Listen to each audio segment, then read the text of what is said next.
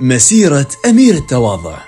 مسيرة حافلة عمل بها على الحفاظ على وحدة البلاد، فقضى 60 عام في خدمة الكويت بكل المناصب، وكان قريبا من شعبه في الأحزان والأفراح، حتى أنه لقب بأمير التواضع.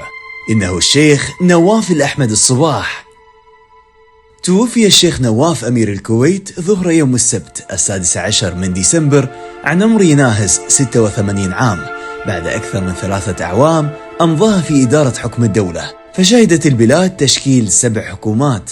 ولد الشيخ نواف في 25 من يونيو عام 1937، وهو سادس أبناء الشيخ أحمد الجابر الصباح، الحاكم العاشر لدولة الكويت، الذي قاد الكويت من عام 1921 وحتى وفاته بعام 1950. درس في مدارس الكويت المختلفة مثل مدرسة الشرقية والمباركية وغيرهم، وبدأ مناصبه في البلاد كمحافظ لمنطقة حولي في 12 من فبراير 1962، والذي حول المحافظة من قرية إلى مدينة حضارية. ثم تولى حقيبة وزارة الداخلية مرتين، الأولى في 19 من مارس 1978 والثانية في فبراير 2006، فيعتبر هو المؤسس الحقيقي للوزارة لشكلها الحديث الآن. وفي 26 يناير 1988 تولى منصب وزير الدفاع.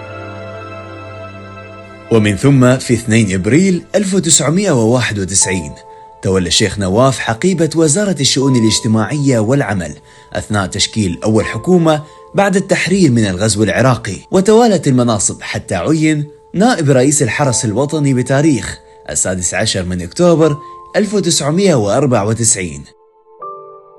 وفي 16 من أكتوبر 2003 صدر مرسوم أميري بتعيينه منصب النائب الأول لرئيس مجلس الوزراء ووزير الداخلية.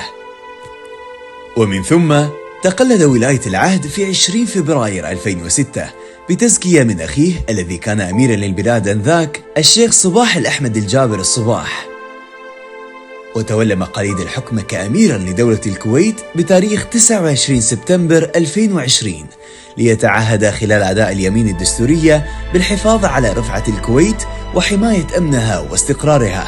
وبعد أن انتقل سمو الأمير الشيخ نواف الأحمد الصباح إلى جوار ربه، يتقلد الحكم من بعده أخيه ولي العهد الشيخ مشعل الأحمد الجابر الصباح.